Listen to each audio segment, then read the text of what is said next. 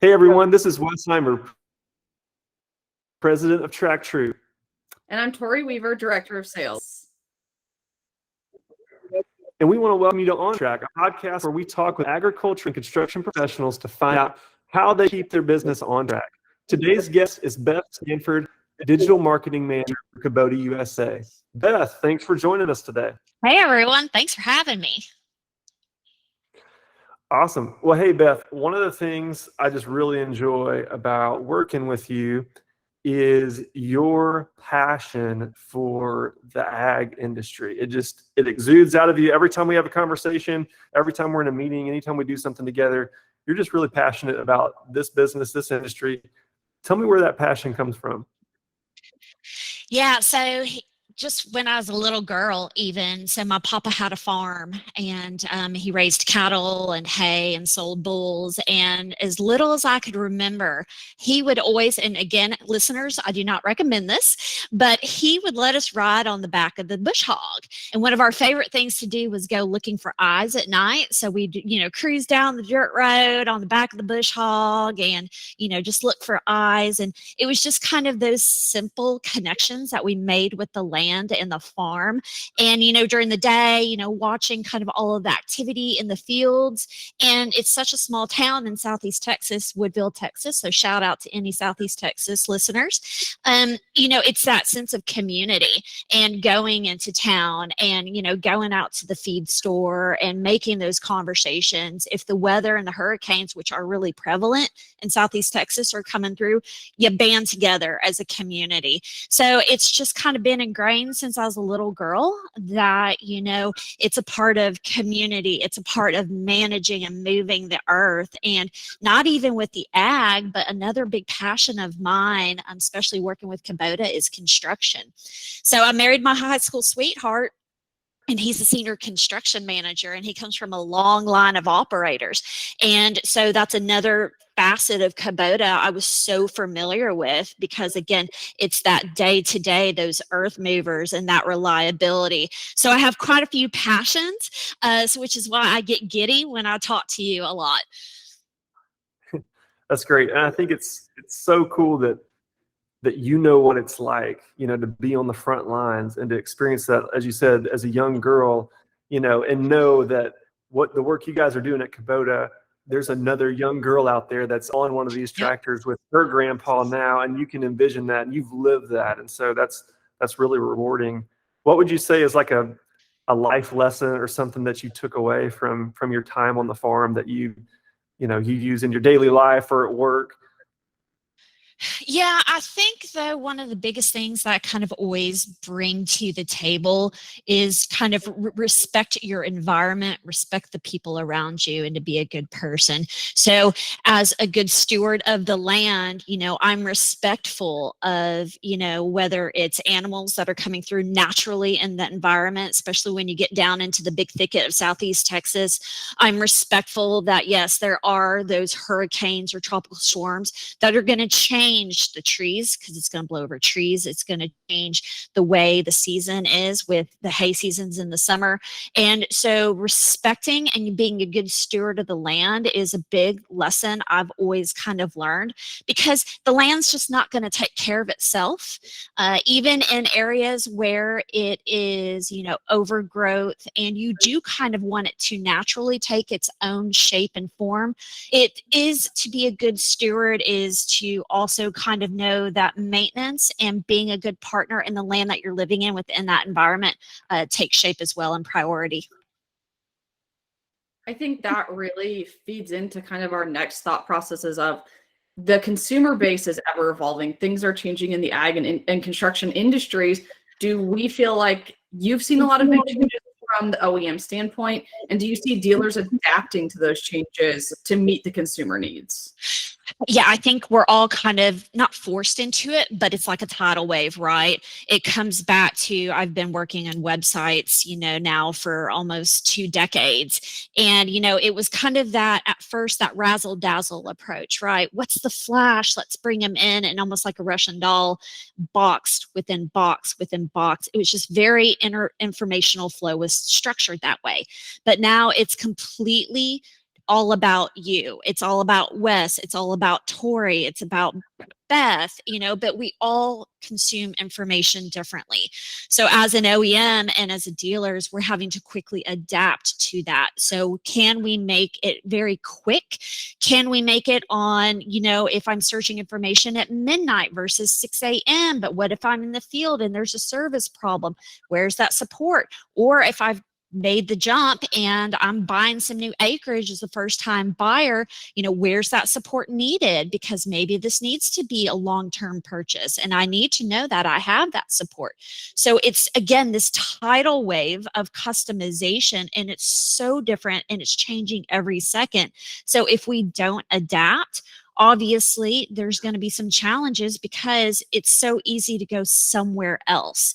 So as a good steward at Kubota and our dealership network, we need to be that heartbeat for our consumers. We need to know that we can adapt with you. We can be there if you're in the field or if you're online. So however you consume that information and you need that information, Kubota will have your back. That's perfect. I think it is so important, in being a consumer myself, owning equipment myself, it is so important to the consumer to know that we're a part of your puzzle as well as you're a part of ours. So I appreciate that from Kubota's standpoint and from the dealer network, because the dealer network that Kubota has is so strong and it's great to work with all of them. Absolutely. Yeah. So speaking of just, how things have evolved, and let's talk specifically about just some of the ways that Kubota USA has evolved. I know, speaking of your passion, you have some what we call passion projects, one of which is Kubota Country, and kind of walk people through what Kubota Country is, how that evolved, how that came about. Yeah, so Kubota Country is a passion project, and it has evolved all through the years. So I'm been in marketing and advertising for, again, longer than I care to admit. But one big thing that I'm passionate about, and anybody that kind of crosses my path, is I am a people person. And that's really kind of the heartbeat. I try to put in anything that I work or bring to consumers. And Kubota, it's a community, right? I go back to my husband being a senior construction manager. And on the weekends when we're barbecuing, I'm barbecuing with, operators, specifically with tower hands that, erect communication towers. And so a lot of the conversation is about the job sites, about the day-to-day work and the struggles, the successes, and even out in the field, getting dirty and coming home and just needing to kick off your boots. Well, it's those stories that we share, and we can have conversations, and we can laugh about, we can cry about, we can scream about. And so that really is what Kubota Country is meant to do. It's meant to be that bridge with our users and our community so that they can come into Kubota USA, and we have a shared experience through that hashtag Kubota Country. And so you can see the day in the life, and that's what social media does. And with the website as an extension, it gives that looking glass into, hey, guess what I did today? Or my gosh, guess what happened to me today? It's that emotion that we're just trying to bridge, that connection, so that they can come into Kubota Country and share their photos and experiences. Or maybe they need to come in and say, hey, Kubota, you understand my challenge today. How can I maybe make that right through some of our thought leadership?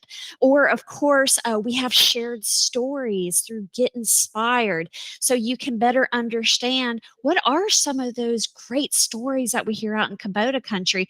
And my favorite is Grandpa Miller. He was 104, and he used his RTV on his property every day. He wanted to still feel a valuable part of the family farm. So he would ride his RTV, and he would sit and perch and watch his great grandchildren. He'd be able to transport a little bit of the firewood, and he would even go to church in his RTV. So that's just one example of Kubota Country shared stories. And That obviously also starts with the kids. So I was super excited because this year with the TracTru team, we launched Kubota Country Kids. And this is that experience. Now it becomes a family experience within Kubota Country, where we have interactive activities for coloring. We have an innovators corner where each month we do a spotlight on an innovator out in Kubota Country. We have a forage specialist. We have some farmers. We have even an agency we work with. And then each of those innovators will provide a project that kids can do at home as a family.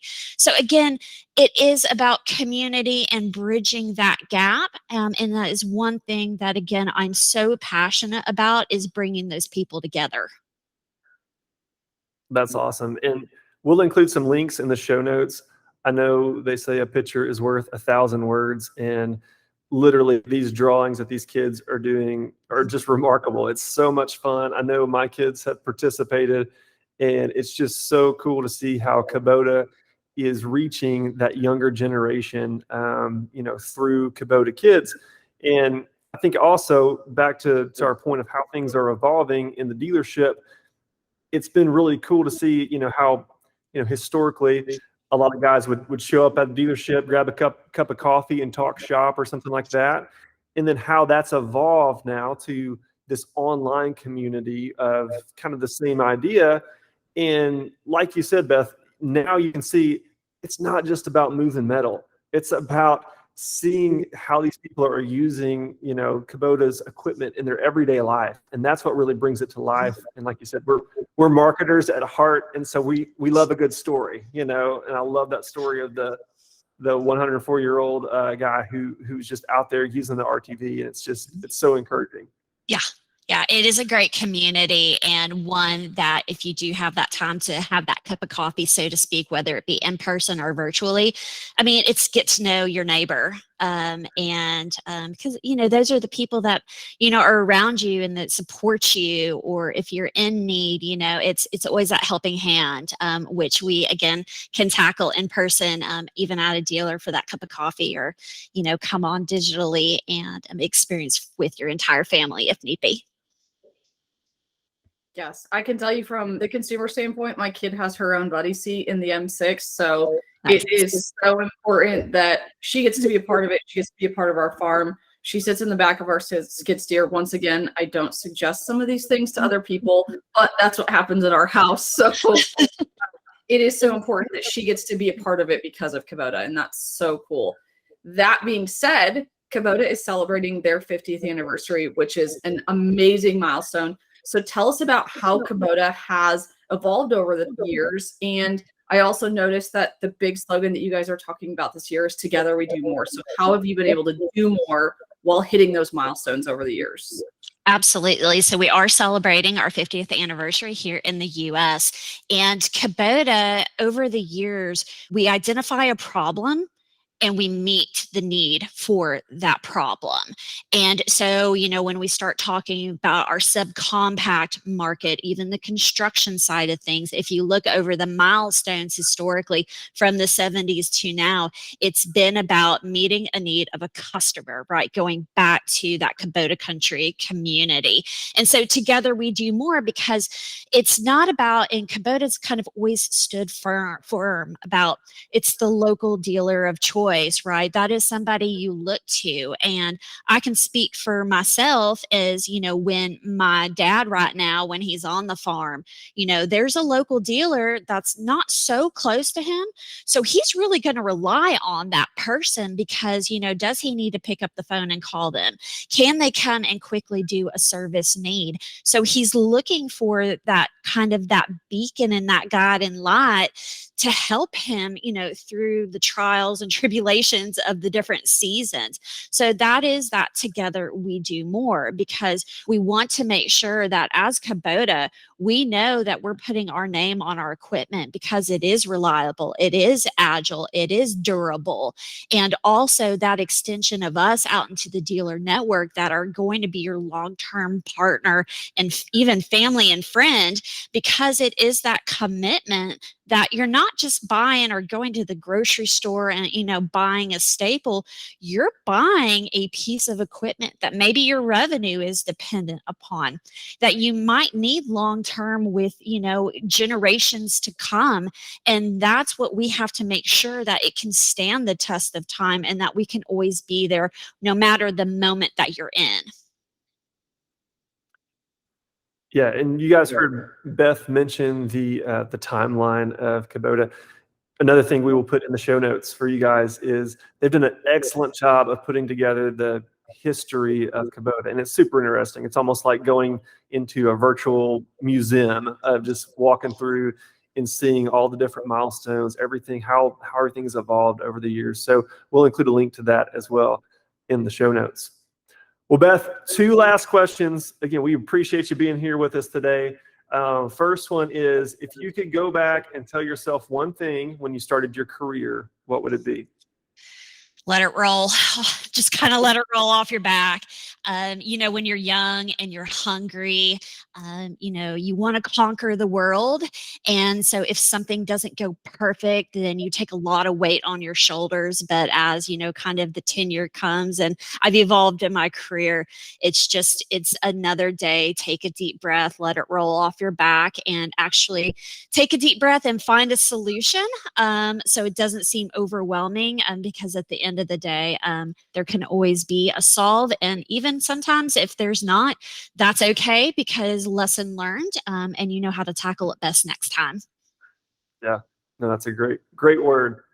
Next question is, what is some of the best advice you've been given when it comes to leadership? I think just kind of be a partner. And I've always told my team, I will hold your hand as much as you want me to hold your hand, and I'll let you fly as high as you want to fly. And so I take that very deep to heart every day, in my leadership style, because it's not for me if you want to make a good product. And a lot of times we're spending more hours at work than we are sometimes with our own families, is that you have to have that synergy. And going back to that heartbeat, be one heartbeat. And I find it best, I'm able to do that if I come down and kind of bridge everyone together and kind of say, again, I'm here as much as you need me. Or again, if you want to fly, go and fly, little birdie, because I'll still be here for you. Yeah, no, that's great. That's awesome. Well, Beth, we appreciate you being on with us today. And again, not only do we appreciate you being on, but we appreciate your partnership, and just all the work you guys are doing at Kubota is just so incredible. And like I said, we're going to put some links in the show notes for people to check out and actually see the work that Beth and her team is doing. But again, we appreciate you being on, and thanks for your time today. All right. Thanks, y'all, for having me.